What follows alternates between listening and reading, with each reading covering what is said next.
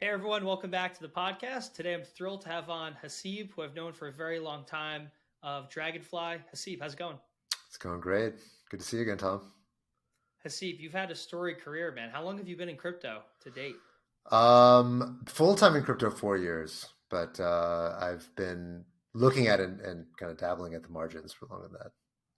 Yeah, no, I feel like you've been like one of the pillars of crypto for a long time now. 4 years, it's like a third of the life of crypto, though. I guess that's true. I mean, you're always looking back at the people who were there before you, and you're like, oh shit, if only I was around in the Mastercoin days, or I have friends who did the Ethereum ICO and stuff like that, and I wasn't paying attention that close attention to the space back then. So, Yeah, no, I'm but with you. having now been through a cycle and having a new generation of crypto investors who now look at me as being an old hand is kind of weird. And honestly, it feels good and it feels bad in different ways. Yeah, I kind of got that feeling walking around Mainnet conference. Like I didn't know anyone. Felt weird, you know? So, Yeah, yeah. yeah. Definitely Like, oh, where's all my friends at? the NFT Zoomer generation getting into crypto and like kind of defining a new conversation. It's been great to see that, but then also somewhat like slightly alienating of like, oh wow, I'm a boomer relative to the people who are trading JPEGs all day. Yeah, no, I'm with you, man. Well, Haseeb, tell us a bit about Dragonfly before we dive into your post. Absolutely. So Dragonfly, we're a cross-border global crypto fund. So we have offices around the world, both in Asia and the US. I'm based in the US. And we invest in everything crypto. So we generally back entrepreneurs from the earliest stages, early investors into DeFi, into CeFi, into Web3 and layer ones and layer twos. So we do a little bit of everything, and we've been doing it for a while. That's Dragonfly. That's awesome. I love that. And you wrote a post a long time ago. Why decentralization isn't as important as you think. When did you actually write this? When did I write this? This was early 2020. I'm guessing. I don't remember exactly. Feels like a different world then. It was definitely a different world. It was a time I think when actually let me just look up when it was posted. Um, but it was definitely not like peak. So it was March 2020. So this was before DeFi summer. So Okay. crypto was still kind of slumping. Actually, this was when did the big COVID sell off happen? It was in March, right? God, March. Yeah. Yeah, I thought it was in March. Yeah, so this was like right after the COVID sell off. Um, but it was a time when nobody was excited about crypto. But I remember there was a conversation going on around particularly Jesse Walden's piece, which was about progressive decentralization, and there was a lot of conversations happening at that time about this thing's not decentralized enough, that thing's not decentralized enough. I felt like there was a lot of decentralization purity ethics, and I thought it was very unhealthy. And so I wanted to write a piece encapsulating what I thought about the right way and a sort of lucid way to think about decentralization when it matters and when it doesn't matter. It's kind of hard to write a philosophical post in such a bad market at that point, right? Crypto's Yeah, doing actually, well. now that I remember this, I think what happened actually is that I read because Laura Shin wanted me to read this piece, like write a piece and read it aloud on her podcast, and I think that must have happened in January, and then I posted on my blog in March. So I think actually Mhm. this happened before the COVID sell off. So it was Okay. a time, it was actually kind of a philosophical time because it was like end of the year, things were like kind of calm and reflective, not that much was happening. You go to a cabin, write something, and type Exactly, shit. exactly. Yeah, you got it. You got the vibe. You got the vibe.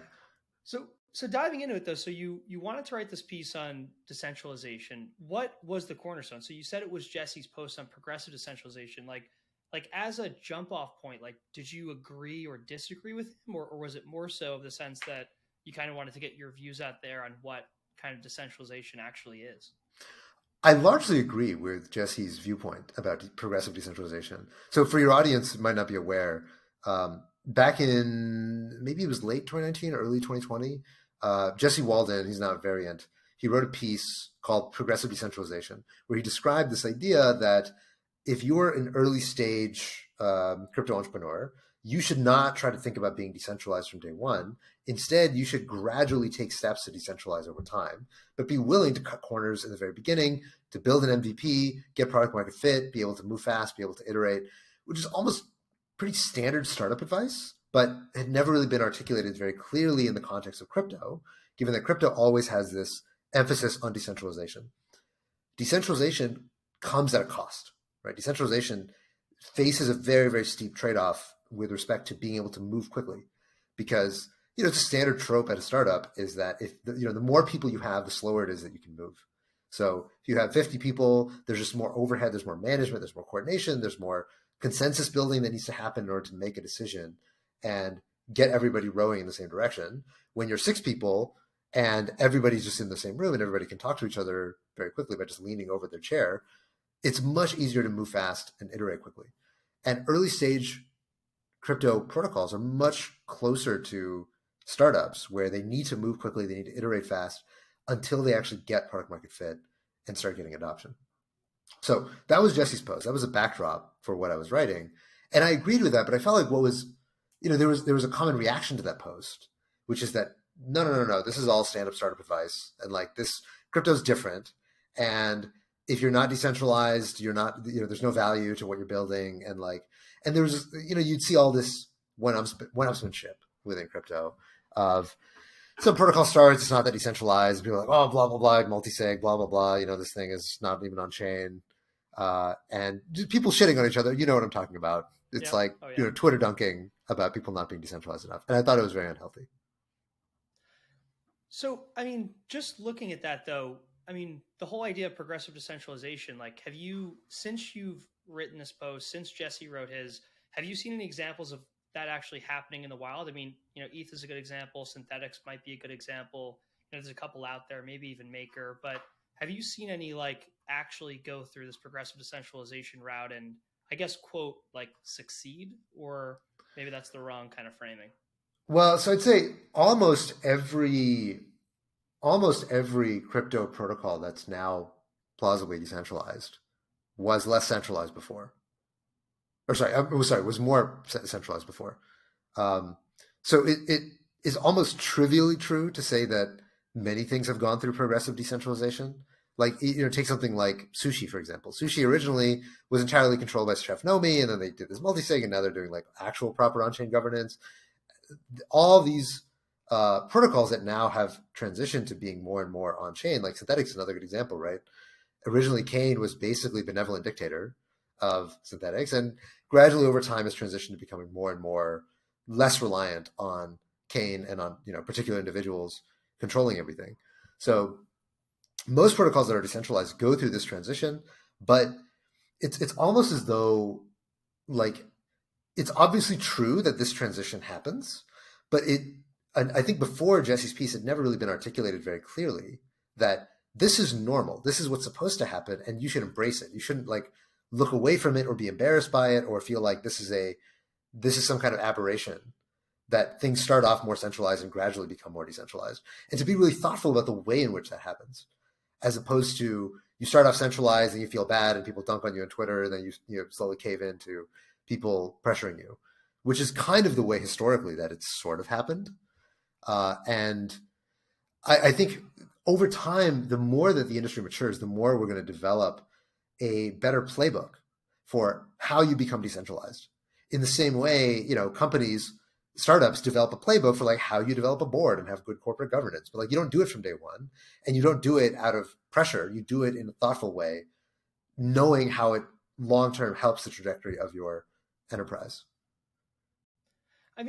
Back then though, Steve, it wasn't easy to progressively decentralize, right? Even today we're lacking a lot of the tools to make coordination and communication and decision-making within an app easily, right? I know we have some, we have Gnosis, we have a lot of communication apps, but it's still pretty hard to achieve.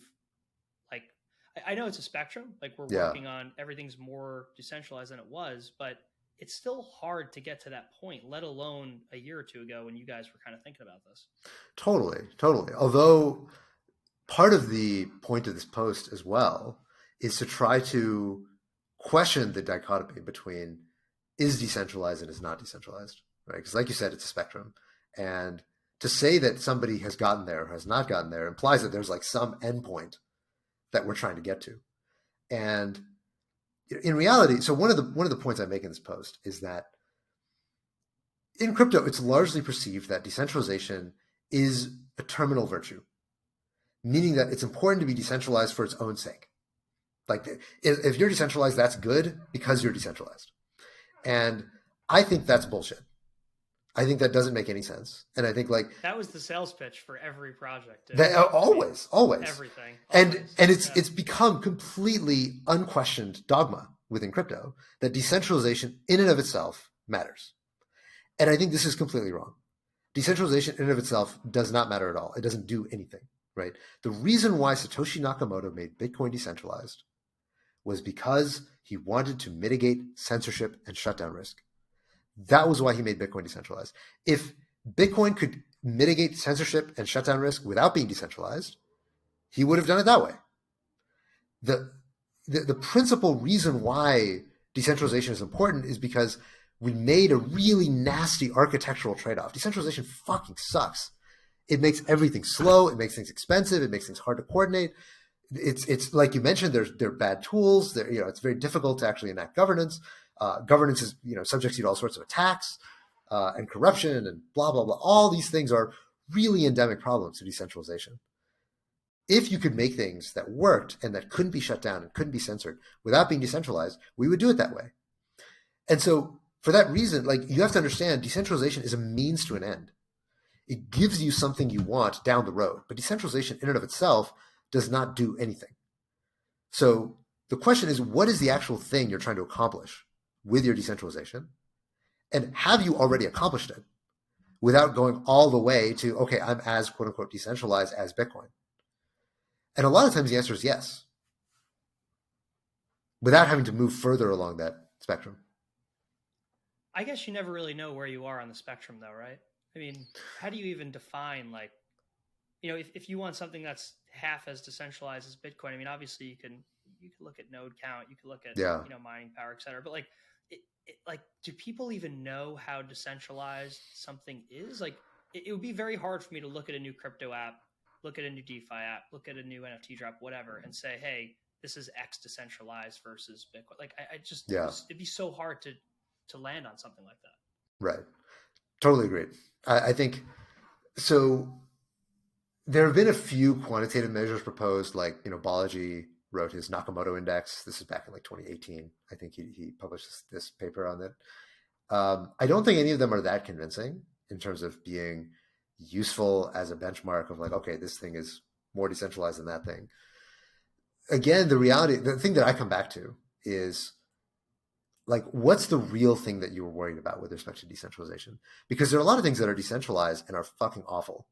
And like another thing that I point out is that decentralization is often a proxy for competent stewardship. And the thing we really want is competent stewardship, right? I mean, that's one of the things we want. We might also want censorship resistance. We might also want some other things that come with being decentralized. But when we talk about decentralization, normally what we mean by decentralization is some kind of decentralized competent stewardship. Being decentralized, but having the people who are controlling you be fucking idiots is completely unhelpful, right? And you can go down the list of top 20 assets and find things that are decentralized, but are, just in the hands of just people who you don't want controlling a cryptocurrency. So I see, that's a great point. Let's take that a step further. If let's say Ethereum is generally decentralized today. Yes. I mean, to be honest, I don't really see Vitalik deciding which L2 we're using and choosing ZK Sync over Optimism. Take your pick here. Right. Definitely doesn't control a master node, which is a meme at this point. But let's say Vitalik kept full control of Ethereum, was a dictator, kept it going. What do you think the difference would be today? Like, what would be different today versus where we are right now, do you think, if that were the case? Well, there's the upside and there's downside. So the upside, presumably, if Vitalik were still benevolent dictator of Ethereum, probably Ethereum would be able to move faster. It'd be able to coordinate more effectively. It would have a more strategic use of resources, most likely. Anytime that you're running a big decentralized operation, there's a lot of just volunteer coordination and kind of, left hand doesn't know what the right hand is doing, that kind of stuff. Now, what would be on the downside? on the downside, do you remember back in, I think it was late 2017, there was a rumor that Vitalik had died. Do you Oh remember yeah, this? I remember Yeah. seeing the tweet. It was Yeah, Zero yeah, Hedge yeah. or somebody tweeted out. Yeah. Yeah, exactly. Vitalik had died, and the Ethereum price like had a little mini crash for that day, and then it was confirmed that Vitalik posted a picture of himself or something, and then the Ethereum price came back, and then there was another point where I believe like Vitalik, it was announced that Vitalik had a girlfriend, and then the Ethereum price went down like less than 10%. It wasn't as bad as Vitalik dying, but the Ethereum price went down, right? That's what Crazy would the happen. effect people have, just Yeah, like the yeah. amount of time you have to spend in a relationship. That's what would happen is that everybody would be trying to figure out what is going on with Vitalik. Because Mm-hmm. if Vitalik, if something happens to Vitalik, then the value of Ethereum is going to go down because he is the fucking CEO effectively of Ethereum. And that would not be good for one reason is just that you and I would spend a lot of our time thinking about particularly what is this guy doing. Second, of course, is that if Vitalik, I mean, it would be at great risk to Vitalik's own life. Like the ways in which people could profit from going after somebody who is effectively, again, the benevolent dictator of a $100 billion cryptocurrency is pretty significant. In addition to that, he could get sanctioned. He could get targeted by the SEC or CFTC or FinCEN or DOJ or whoever who doesn't like Ethereum and what's going on in Ethereum and wants them to shut Ethereum down. There would be a particular place where you could exert pressure and make that happen. So all those things feel like on balance, there are some pros and cons. Obviously, the fact that we really, really care that Ethereum cannot be stopped or controlled by anybody is really valuable to what makes Ethereum Ethereum. And so, to be clear, there's almost all of the weight goes on the side of it's good that Ethereum is more decentralized. But that may not be true for everything. No, that's fair. I mean, are you of the opinion? I guess my opinion on it is like I'd rather obviously base layer be more decentralized. The app's built on top. Take your DeFi app, less decentralized. They can move fast, decentralized over time. This way, the base is much harder to attack, and what's built on top could iterate quickly. Yeah. Are you of that same opinion, or do your views kind of apply the same way to the base layer as it does to what's built on top? I absolutely agree. The closer you are to the metal, the more we should say the more reliable you need to be. And one way to be reliable is to be decentralized. That being said, take something like Solana. Solana obviously is moving very fast. They have a very aggressive roadmap.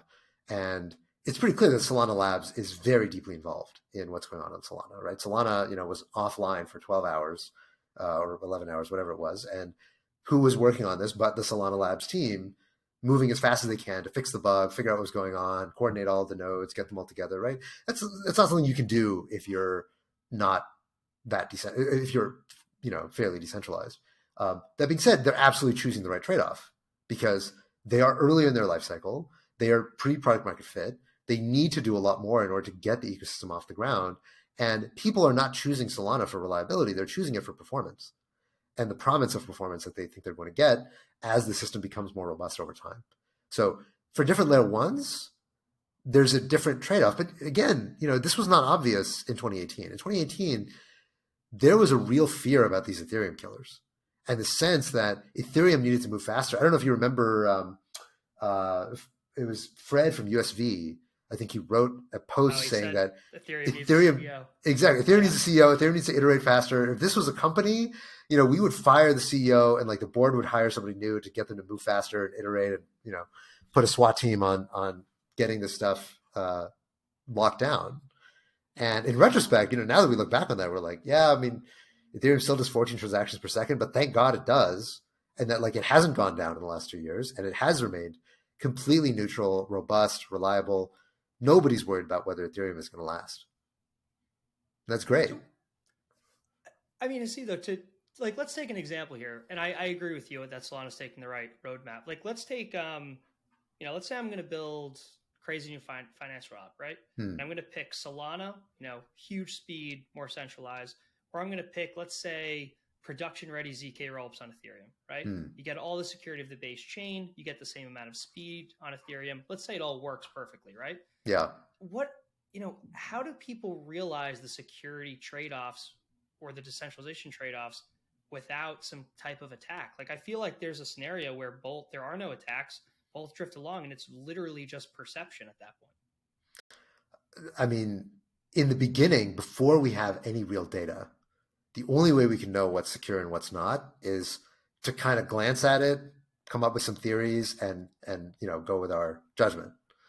Once we have data, then we don't have to argue about theoretical models anymore. Say, well, ZK rollups are this and Solana is that. Like, we just have the data. We can just go and see, like, look, this thing has been attacked once. This thing has never been attacked. We know exactly how much money it would cost to corrupt the system. And we know how, geographically dispersed the nodes are.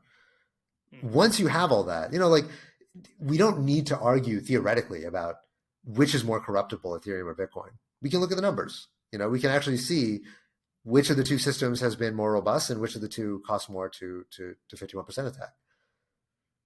So I guess what's your takeaway then on like the Solana versus Ethereum example? Is it that, decentralization, like the benefits will not outweigh the performance benefits of a centralized team that can move faster because it's hard to determine how much decentralization matters? Like, I'm just trying to understand the cutoffs on your argument, but it's hard because like this is all a spectrum of that. I mean, there are no cutoffs. It's a continuum. It's a spectrum, right? It's the same question of, Facebook's been in the news recently with all these, all this stuff about Instagram and social media being bad for you and doing all these internal research that they knew it all along. This, the degree to which Facebook is just like, all right, screw it, let's just move on. Let's just like push ahead and keep, growing everything, despite the fact that there may be some negative externalities. That was totally fine when Facebook was, Mark and 10 people in their garage. But now that Facebook is a $100, potentially $1 trillion company, that doesn't fly anymore. Like, you now need to have much more robust governance. You now need to move much more slowly. You now need to have, checks and balances and oversight in place for a lot of these things that previously you could just run roughshod over. And there's no, this is the physical point you cross where now you need to like start delegating to a board and having oversight of all these things. It happens very gradually. And some people don't get the memo until too late. So, EOS might be an example of something like it was, or Tron might be like, okay, they got the memo a little too late. They're like, they need to decentralize earlier. But something like Solana is clearly at the very beginning of its ascent and reaching product market fit.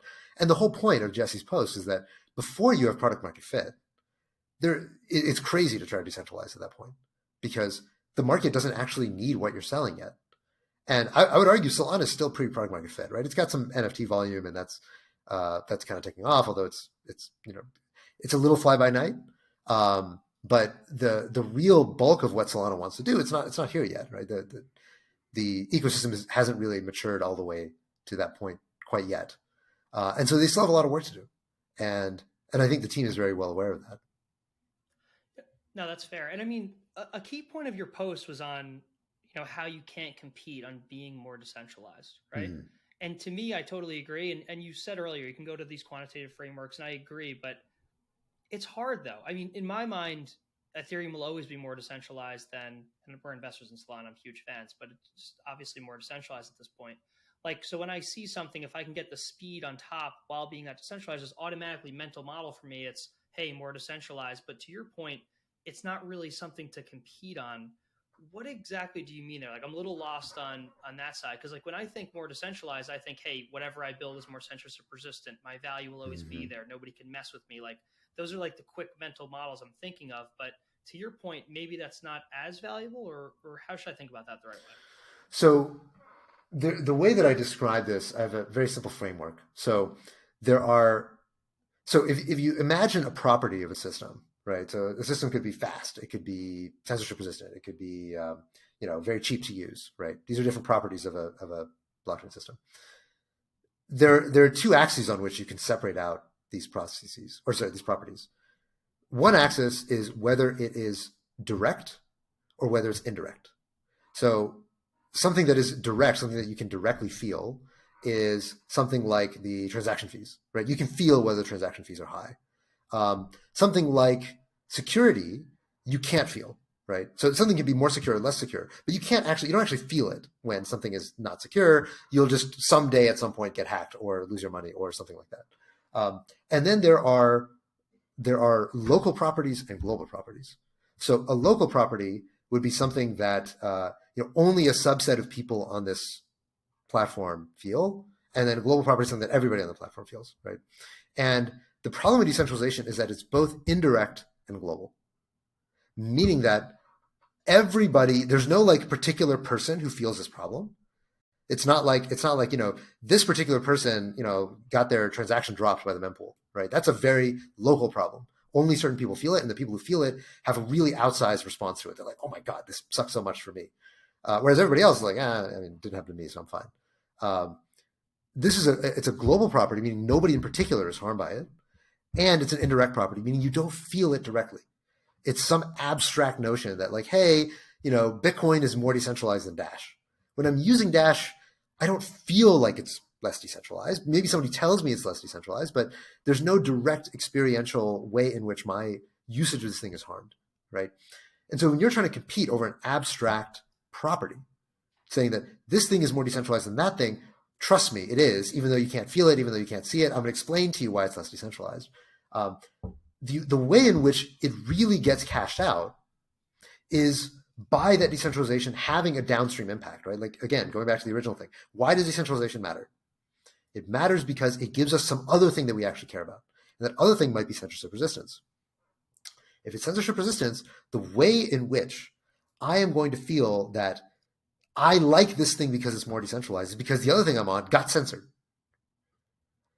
That's going to make it into a direct property, right? That's going to make it into something I actually fucking feel and care about. It's like, oh man, I really don't like that I'm getting censored on the Libra chain or on the whatever chain, right?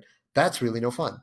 So when you're trying to compete on being decentralized, most of the time, what you're really competing on is you're competing on trust. You're competing on brand, right? It's a way of saying, look, it's not that, I'm not trying to tell you that you're going to get censored on this other chain, because like you're probably not even thinking about censorship when you're thinking about decentralization, right? The real thing I'm telling you is that I'm trustworthy. I have great institutions. I have great governance. I'm very popular. I'm able to like fulfill all the things that crypto people care about. That's what really people are competing on when they're competing on decentralization, in my perception. No, it's a great take. I'm just trying to unpack the race a little bit, right? Because like as a blockchain, as a layer one, or as an app, like you have to outrun the ability to be censored, right? Like Solana has to get to a point where as the economic value within it grows, it becomes more decentralized that people can't take it down, right? Like that, like I guess the decentralization aspect obviously has to grow. I'm not sure faster than the economic value or maybe slower. I'm totally not sure, but my take is once you get censored on a chain, you're not going back. Possibly. Maybe. Yeah. I mean, maybe, I don't know. Depends on the nature of the censorship. BSV has been doing some censorship for a long time and doesn't seem to ever go away. It's also like the user base there, like doesn't matter if I'm getting censored, if I'm earning, 1,000% APY on something. Exactly. And EOS has had some examples of it too. I mean, even like, what was the one that hard forked when Justin Sun tried to do a takeover? Steam. Yeah. Steam. Yeah. I mean, depends on what you mean by censorship, right? But the reality is censorship is a little bit of a boogeyman in crypto. Like, how many times has a major cryptocurrency actually gotten censored anywhere? Oh, well, I mean, how often has it been attacked, though? I mean, attacks are much more common, right? So like 51% attacks and hacks and bugs and these kind of things, they definitely happen. And the graveyard of crypto is filled with projects that just, were not able to stand the test of time. Yeah. No, that's totally fair. That's a good point.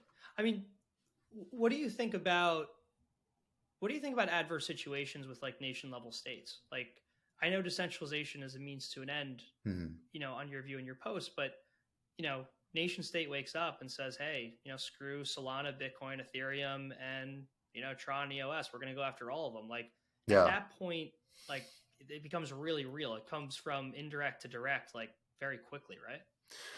So it depends on what you mean by nation states going after these projects, right? So back in 2017, people had very almost naive takes on like what nation states would do in response to crypto. It's like, oh, they're going to attack us. They're going to 51% attack us. They're going to like, they're going to buy a bunch of mining hardware. They're going to buy a bunch of coins and like try to break our algorithms. And that's not what they're doing, right? Like China's like, look, we're just going to ban this and we're going to throw you in jail if you build stuff in our country. Yeah. Or the SEC is much like, look, I'm going to go sue you. I'm going to go sue you and say that you have to register as security, right? That's the way they're going to come after you. And do you remember everyone in 2017 was like, oh, they'll never take my coins. And meanwhile, everyone's like, I'll fill out a KYC form in 2 seconds. Yeah, exactly. No. Exactly. The IRS just like mass scraping all this data now. And, it's like, yeah, it's the models we started with. And that's a problem, is that a lot of our thinking has not really updated. Like so much of the way that people think about crypto has not backpropagated the way in which we've actually seen nation states responding to crypto. Like the security model of, oh no, what if they 51% attack us, is just totally wrong. Like that's not the way that any of these countries or governments think about how to respond to crypto. So all that being said, if they were to come after crypto, how well could crypto respond? There are a few different ways I want to answer that question. The first is that, again, if you look at something like the SEC, if that's what you're worried about, if you're worried about the SEC coming after you and saying, look, you need to be decentralized so that the SEC doesn't shut you down, the SEC didn't even shut down EOS. It didn't even shut down Kin. Kin, I think, is like one of the most obvious security-like things. Ripple, I bet they're probably going to settle with Ripple and not register as security. Like, overwhelmingly, the SEC has not really won any of these cases against crypto protocols. So I'm not terribly worried that the SEC is going to force you to be sufficiently decentralized, quote unquote, such that, if you have any nexus of decision-making whatsoever, you're not going to last because the SEC is going to come after you. Now, if you're actually worried about a nation-state level attack, the reality is almost none of these cryptocurrencies actually would be able to stand up to a nation-state level, like targeted attack. Take China, for example. China obviously has banned the trading of Bitcoin. It doesn't ban ownership of Bitcoin. So it's actually totally legal for you to own Bitcoin, for you to transfer Bitcoin. That's completely fine. Just the buying and selling of Bitcoin is what's illegal in China, or facilitating that, rather, is illegal in China. So you can still access the Bitcoin network within China. You don't even need to use a VPN to access the Bitcoin network. China, though, it obviously has the Great Firewall, has the ability to monitor traffic and understand what people are doing. And Bitcoin messaging is actually not that hard to detect within the context of a network, right? Like the bootstrap nodes in Bitcoin are well known. The Bitcoin network is not that big in terms of total number of nodes. And so just by seeing where your IP traffic is getting routed, it wouldn't be that terribly hard for them to just start blocking access to the Bitcoin network.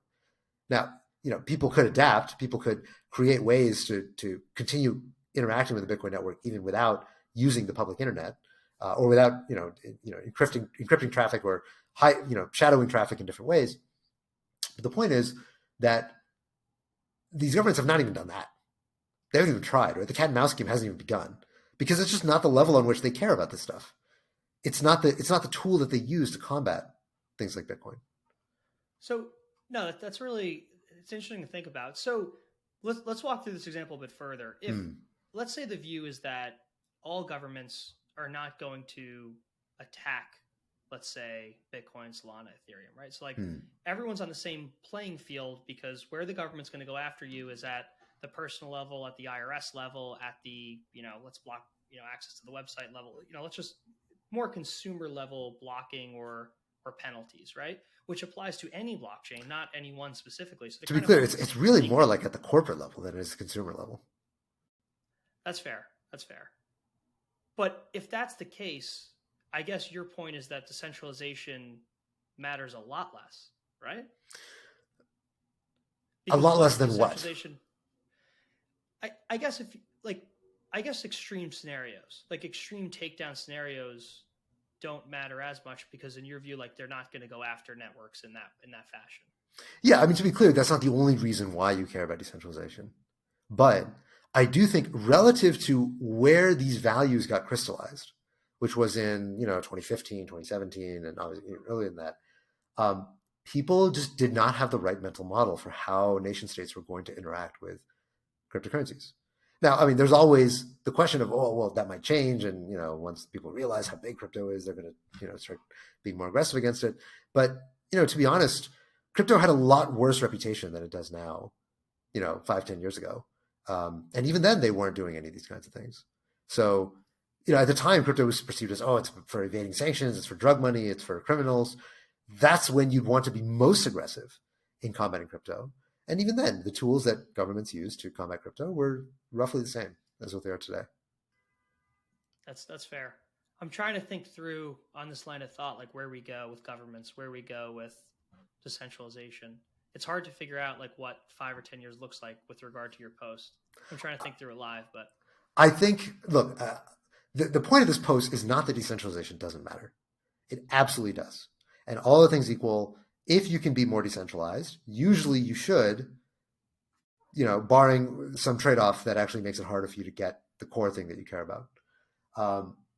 That being said, it is the thing that I think most people don't understand about decentralization is that, one, it's not a good in and of itself. It's good for some other reason that is actually the terminal good. And then second is that decentralization has declining marginal utility. Here's what I mean by those that. are two important takeaways. That's yes. helpful. So when you are pretty decentralized, right? Let's take Ethereum. Ethereum is obviously very decentralized. But Ethereum could be even more decentralized, right? Like the Ethereum Foundation is still fairly active. Vitalik still talks a lot about Ethereum. People hang on his every word, and he's a big thought leader within the ecosystem. So if all of that were deleted tomorrow, if we just completely wiped out the Ethereum Foundation and Vitalik, Ethereum would be even more decentralized, right? Sure. What would this materially improve about the situation in Ethereum? Not a whole lot. Like, I mean, arguably it'd make things worse. I'd argue it'd be hurt. I mean, it'd be more decentralized, but I would argue it'd probably be hurt. Yeah, it would almost certainly be hurt, right? But do any of the things that we care about, like the takedown risk, the censorship risk, the governance risk, is any of it actually improved significantly by deleting the Ethereum Foundation? It's like not really, like maybe slightly, maybe like a tiny little iota, right? And so the whole point of this thought exercise is to show that, early on when you're starting to decentralize, you get really huge benefits from just when you move off the multi-sig and you go to like at least token-based governance, like that's a huge improvement, right? Mm-hmm. And then every subsequent thing you do, it's like, okay, it's marginal, moderate improvement, okay improvement, slight improvement, small improvement, and it's like almost no improvement at a certain point. But the game of, oh, you guys are less decentralized, that game just keeps going on. People will constantly shit on Ethereum for having a foundation and for Vitalik being the creator, and Bitcoin people will always point their finger at Ethereum and say, you guys are not decentralized enough. But if you understand this declining marginal utility, then you understand, like, look, at a certain point, the juice isn't worth the squeeze. Like, you should be as decentralized as it's worth being and no more than that. Now, your take on the declining marginal utility of centralization is really cool. I think that's really worthwhile. And to be honest, I think people feel it a lot more at the app layer, right? Like when you're building a cutting edge DeFi app and you have to talk to 5 people to make a decision and now 50 people to make a decision, like you really feel it at that level, Oh yeah. I mean, we saw it last week with the compound hack, or not hack, but compound bug, I should say. Most protocols, if they had introduced a bug and they saw that people were starting to drain the assets that were vulnerable, admin key, jump in, lock the contracts, everything's good, push a hotfix. Compound cannot do that because Compound has no admin key. Like everything has to go through governance. Governance has a time lock. Like everything takes like a fucking week. And it sucks for situations like this. It's great for everything else. For situations like this, it's absolutely terrible, right? It does mean that, look, if the SEC comes to Compound Labs and says, hey, Compound is bad, turn it off. It's like, well, we can like put in a governance proposal, but like, I can't guarantee that governance will decide to shut off Compound. So it helps obviously tremendously in that respect. But when it comes to things like this, it's kind of shitty. No, I really like the declining marginal utility decentralization argument. How do you view it though in the context of, trying to target the world's builders, developers, creatives, right? Like you obviously want to go from synthetics, which is Kane, to synthetics with thousands of people in it. But, you're running two train tracks here, right? Like you're one getting more decentralized, so you get more people involved, more ideas, more growth, to drive the project forward. But on the flip side, you obviously have that risk of, does it really matter on that side? But now we're talking about more decentralization of the hierarchy versus decentralization of the protocol or app, which I guess we should probably bucket differently. Right. So that's a good point you bring up, which is that sometimes the value of decentralization is getting more, getting more people into the brain trust, getting more people to come in, put their eyes on this, work on this, etc. Now, to be clear, just open sourcing your code gives you some of that, right? It gives you the eyes and the attention if you actually have something useful that people care about. But like, here's another thing that I think is also part of the decentralization legend, let's call it, or like the decentralization kind of fairy tale, which is that most projects that do decentralize or try to decentralize, even when they have people coming in from the community, a lot of those people are very low quality. They don't necessarily help. They don't have the technical chops, Very or like part-time. They're very part-time. Sometimes they even hurt you. Sometimes even like in the case of Sushi Swap, which we saw a couple weeks ago, sometimes they're even malicious. And you have to vet, okay, is this person who's coming in trying to contribute to our code actually trying to drop some kind of vulnerability that they're later going to exploit? Like all of this, open source has had this problem for a very, very long time, way before crypto, which is that most of the time, even when you make something open source, very seldom do that many people actually come to help you. Most of the time, people are actually oftentimes more difficult to actually manage all these outside contributors who are all very part-time than it is to just do it yourself. So now that's not true for everybody. There's some projects like Yearn where a community really comes together and a team kind of autonomously forms and starts governing the entire project. But for a lot of projects that go through that decentralization curve, they find themselves like, okay, we're still really the only people working on this, even though we've taken all the steps that everyone told us to take. But the community has not, like the people who are showing up are not actually able to contribute to this protocol. I see. If you invest in a project building on Ethereum, Solana, I keep using a DeFi app as an example just to make this easy, but what is your advice to the team when they say, hey, Haseeb, we want to scale this project. We want to get 50 people involved, whether they be internal, external, maybe 500 people. Like, how do you go about helping them navigate, decentralizing their project hierarchy, decision-making, everything that goes into that? So it depends a lot. Depends a lot on the stage, depends a lot on the type of project, depends a lot on the DNA of the team. The first thing is like notice who's already helping you, like who's already active in your Discord, who's already contributing to issues on GitHub. Try to find ways to bring more attention to the things that you're doing. Start blogging about the technical problems you're facing. Start tweeting about them. Start doing more building in public and attracting people to how dynamic your ecosystem is. Until you really have a healthy set of contributors, starting to decentralize or going through the steps of decentralizing, say, okay, right now things go through governance, now things do this, now things do that. It's kind of window dressing until you actually have a broad set of ecosystem participants. That's okay. There are kind of legal and regulatory reasons why that may make sense for you to do, is because it's important for the project to actually be past that threshold of decentralization. But in terms of the practical ways in which it helps your governance, like governance only gets improved with good governors. And this is a thing that Angela Walsh often points out, which she sometimes rails against crypto people. I think it's sometimes fair, sometimes she goes too far. But one of the things that she points out, which I think is very fair, is that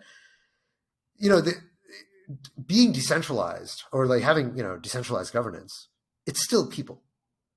It's still people who are clicking the buttons and reading the proposals and arguing on the forums and deciding how this thing gets governed, right? So the question is which people? And how do you attract those people? And the really hard problem in crypto and in making something decentralized is not, getting a snapshot and getting Compound Bravo and doing this thing and that thing, right? The really hard part is getting the right people to the table to give a fuck about your project and to want to help you govern it. That's what's hard. And that's where you should be focusing your work and attention. The actual mechanical part of how do you build the infrastructure to then start, delegating out decision-making, that, is a much easier conversation.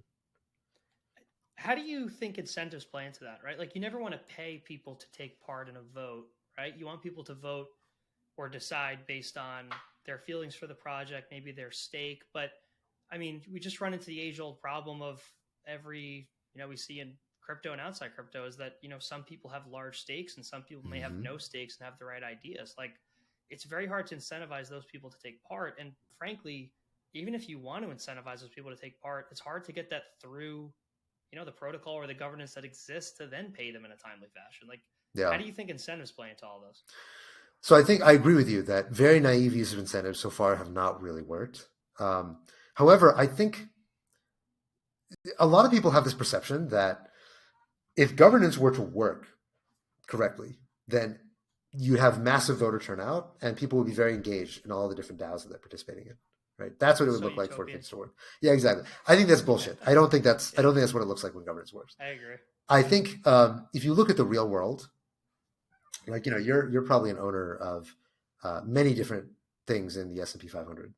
But you don't show up to any of the you don't show up to any of the board meetings. You don't pay attention to what's going on or what is happening in corporate governance. You delegate. You delegate to people who specialize in understanding what's going on in that particular domain, right? Separation of concerns, specialization, and comparative advantage that's the fucking foundation of economics. So I think the answer to governance is very straightforward. It's delegation and being able to develop economies where people who get delegated to get some kind of reward for actively participating in governance. And, Maker is moving towards this model. They actually already have this model. And I think it's a good model for what other protocols should aspire to, which is that, you can delegate to kind of protocol politicians who will decide to vote in certain one way or another. So basically like proxy advisors. And those delegates get rewarded for the degree to which they're participating in the protocol. Not much, it's pretty tiny, but for people who are actually delegates, it's worthwhile if they can get to scale.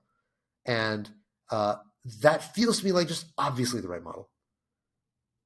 Yeah, I mean, just taking the VC angle, like I always want incentives at play, right? Like if I delegate to somebody, I'm happy to reward them with a percentage of how well the project does, right? But I mean, that's hard because you have to judge how much they influence that, how well the project's done. You don't want it to be a short-term pump situation. Like, I think it's a ways out, but I agree with you. I mean, you have to delegate. I mean, even within a fund, I mean, no one person can know every play, right? It's just too much information. It's too much, frankly, it's just outside people's, what they're interested in sometimes. So it's very hard to do that the right way, I think. But I think if you lean into it, it works well. But it just takes so much mutual understanding and respect for the people that you're delegating to and understanding where they're smarter. And I don't think people are really good at that. Yeah, I think we're still in the early innings of figuring out these delegation markets and these kind of protocol politicians. But I think these things are only going to get more developed in the coming years. No, I'm with you. So Haseeb, closing out kind of the whole discussion here. Let's say we're a couple years out. We have a DAO that you're a part of. Let's say you even started it, right? Okay.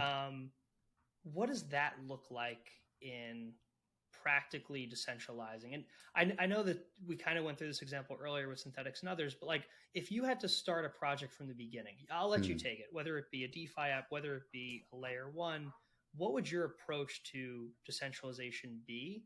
And I guess what would you do much different than what you've seen or what you've seen failed in the past? Let's see here. It's a tough one. You got to start a whole project in 5 years. Yeah, I got to start a whole project. So I'm not going to worry about what my project is. Probably something dumb. It more so comes down to like how DAOs communicate differently. Like what the difference would be in the future on how they communicate, how they organize, how they decide versus how they do today. Right. So the first thing I think is that I actually don't think the early stages of projects are going to look that different a few years from now than they look today. I think the difference is really going to be in the later stages. It's almost like asking the question, if you imagine startups during the dot-com boom, how are they going to be different from startups 15 years later? We can actually answer that question now, right? We know what startups look like in the year 2015. And the answer is that they look mostly similar. Obviously, the tools are different. They maybe move a little bit faster. They have better, more robust language to describe, growth hacking and CAC and blah, blah, blah. Like everything is a lot more systematic.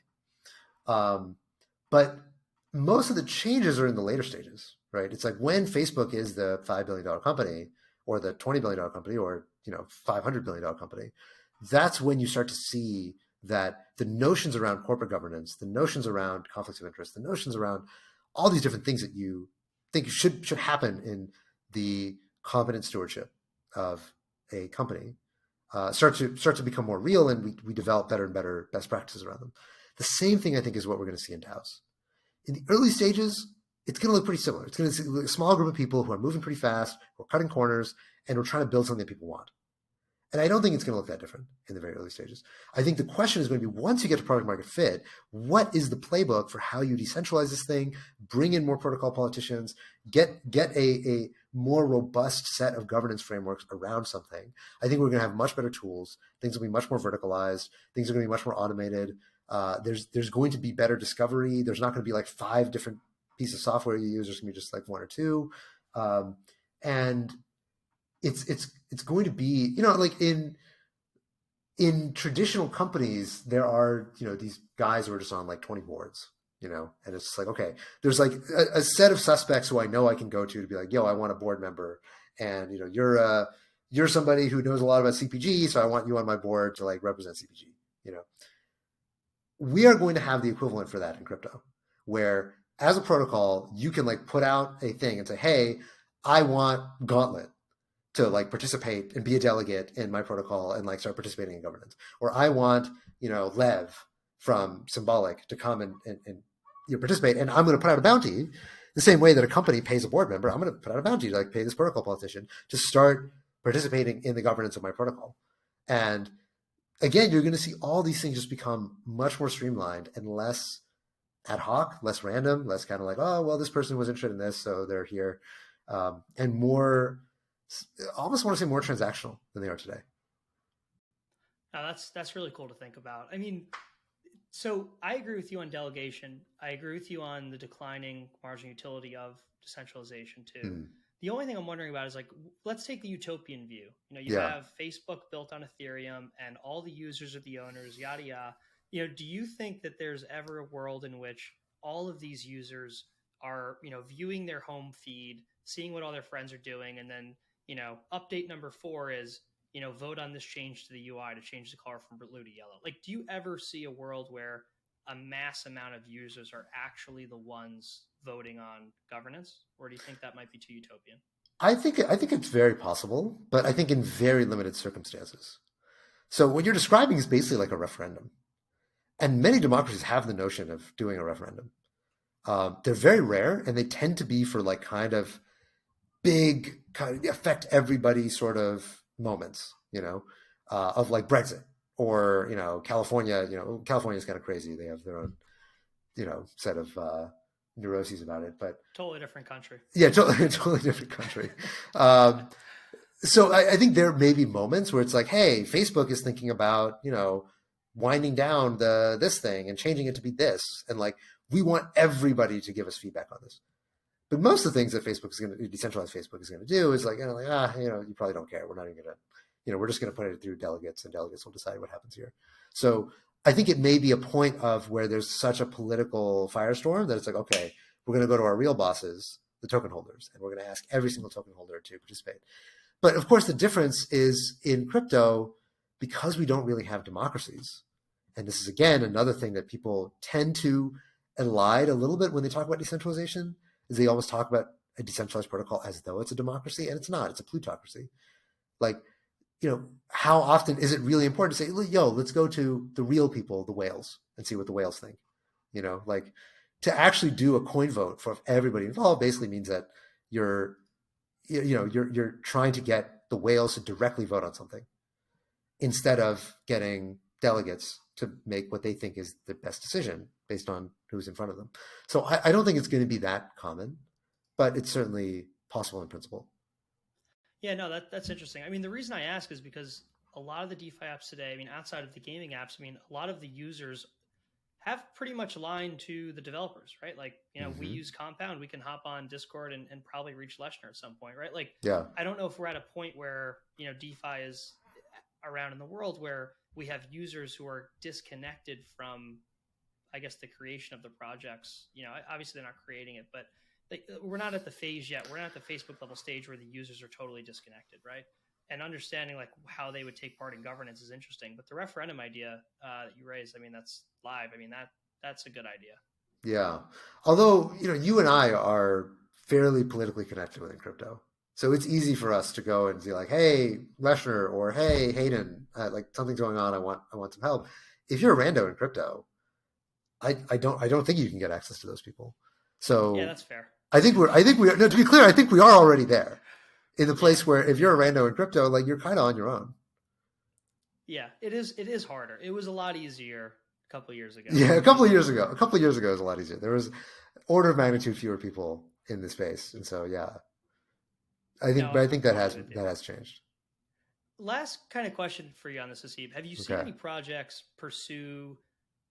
I mean, I'm sure you've seen a lot of projects that have crossed your desk on the VC side that focused on decentralization solely and maybe just missed their whole target market and product. But are there any projects that you've seen progressively decentralize and just straight up fail? Like, and I guess I'm psychologically wondering here, like, do you ever look at a CEO or a founder and say, hey, is this guy the leader I want who can progressively decentralize? Or is this guy, have way too much control from the get-go? He's a dictator. He's never going to open this up. Like, are those things that you look at when you're kind of DDing a founder?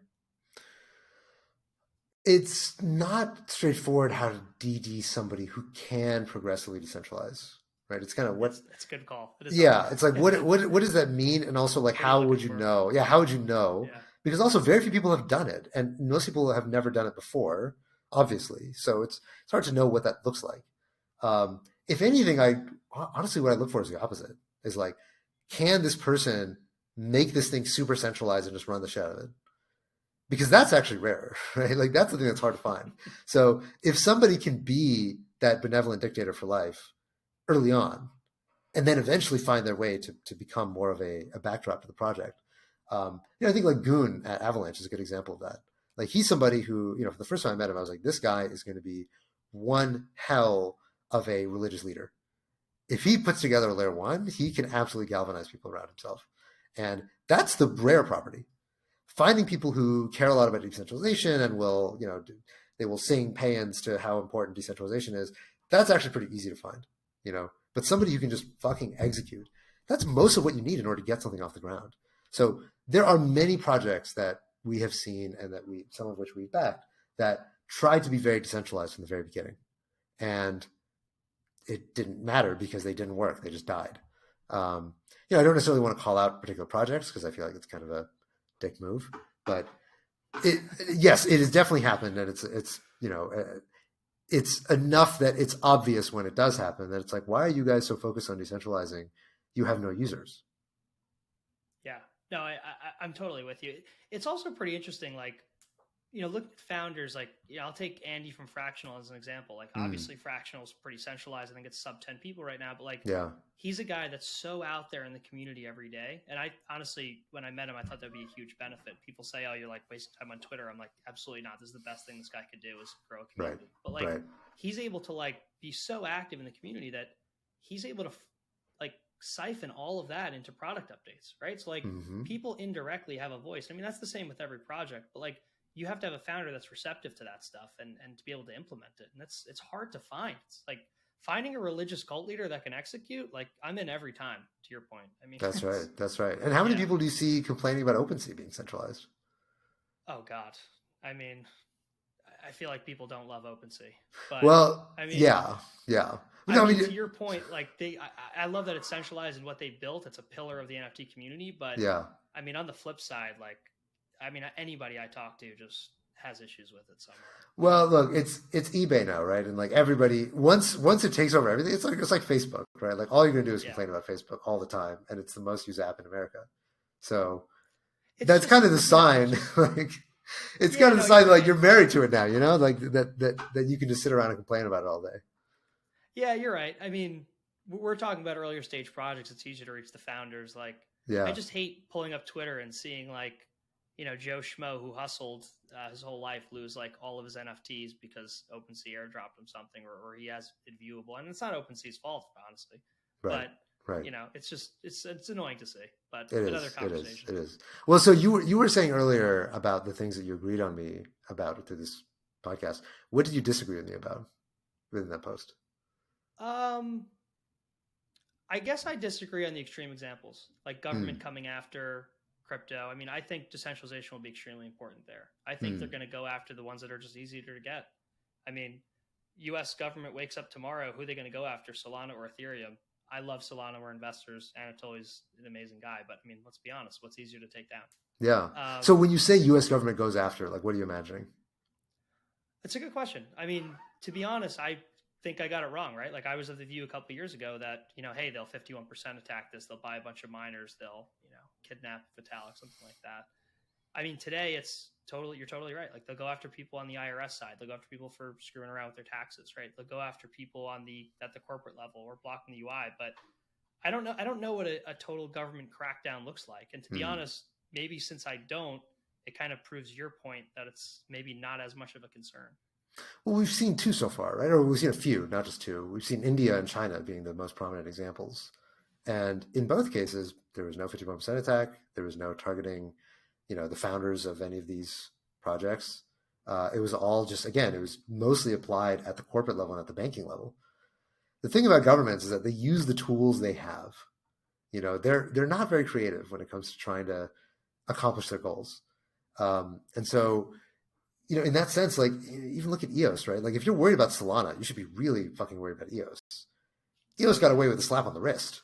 EOS settled with the SEC without admitting wrongdoing and without registering as a security. EOS is not a security. It's done. Yeah, it's over. They're never going to register, right? So like if EOS is not a security, why would you be worried about Solana? Yeah. I guess let's take it a step further though. Like let's go to a world where there's no more governments, right? Like let's go to a world where we're 100 years away. I'm not sure I want to go to that world, but okay. As long as you're with me, I'm down. But no, it's fine. I'm there. Okay, where are we? Are we like in a raft? Are we on an island? Like where are we? We're on a beach. We're looking out at the world that used to be, right? And okay. There's no more government, so there's no more. It's not. There's no more. So what is there? What is there? That's a good question. I mean, just the metaverse, right? Like there's just the metaverse. Okay. We pay for independent security. How are we eating? Where's the food coming from? Yeah, no, you're right. This is a long form example. It probably doesn't make too much sense. Okay. But in that world, does decentralization matter more? If governments become less and less, if existing governments become less and less relevant, does decentralization become more important and more secure to people? And I'd probably say yes. But again, I don't know what that world looks like. That's such a hard question. I think it depends on decentralization of what. It seems likely that if governments actually were to disappear, that decentralized networks would take over some of the roles that governments traditionally provides. In which case, for those types of functions, decentralization would be very important because decentralization is one of the features that gives you robustness. That being said, there are obviously many things for which decentralization doesn't matter or is not that important. And, metaverse is a good example, like gaming, right? Axie Infinity obviously is highly centralized in that it has a fucking game developer, and that game, like if that game developer gets deleted, then like the game's over. There's no more people don't really want to play Axie Infinity anymore if like the game is not going to continue to evolve. So there's a sense in which we don't really have a clear enough picture for what types of things can exist in a purely decentralized way. And also, what do we mean by decentralization, right? Like, can we imagine a world where there are decentralized people developing a game? Kind of. We can sort of imagine that, right? Like, it seems plausible in principle, but we've never seen it. There's never been a game that was developed by decentralized people. Would it be like much worse? Loot Squad, but I mean, it's a huge concern. Yeah. Like, plausibly it'd be quite a lot worse than a central. Like, it's hard to create Fortnite or like a Ubisoft game, like a AAA game. It's very hard to do that in a decentralized way, right? Because you need hundreds of people, all these like environmental 3D designers who are all working together and doing all this stuff, right? Licensing IP and blah, blah, blah. How are you going to do all that in a decentralized way? We don't know. We don't have a clear picture of it. But in principle, it's possible it could be done. It would just require much better coordination tools, much better primitives for building all these things. So I think I agree with you that if governments did disappear, some things would need to be very, very decentralized to take place of many of the services that governments traditionally provide. But I don't think it'd be true for everything. I don't even know if it's in our lifetime, man. I tech moves fast, but I feel like that Yeah. might be another world. To be clear, I don't think governments are going away. Oh yeah, no, me either. I don't Okay. think they're going away anytime soon. Okay. Yeah, If no. you ask Balaji, Balaji will tell you he's pretty sure they're gonna get dissolved. Hopefully, I'll have him on sometime with you and we can debate it. But Yeah, absolutely. Haseeb, Man. this is awesome, man. I definitely think people should check out your post. I haven't done many philosophical type podcasts, so I'm glad that we could kind of break the ice with this one. It's super interesting. I enjoyed it. It was link fun. to your post as well, and it's just fun as hell to talk to you about this stuff. Likewise, man. This is great. Haseeb, thanks so much for coming on, man. Appreciate it. See you, Tom.